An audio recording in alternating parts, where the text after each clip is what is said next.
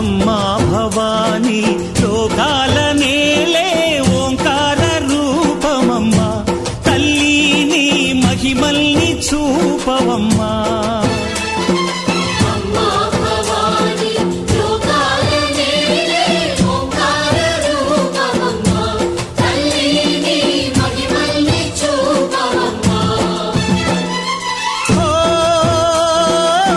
సృష్టికే దీపమా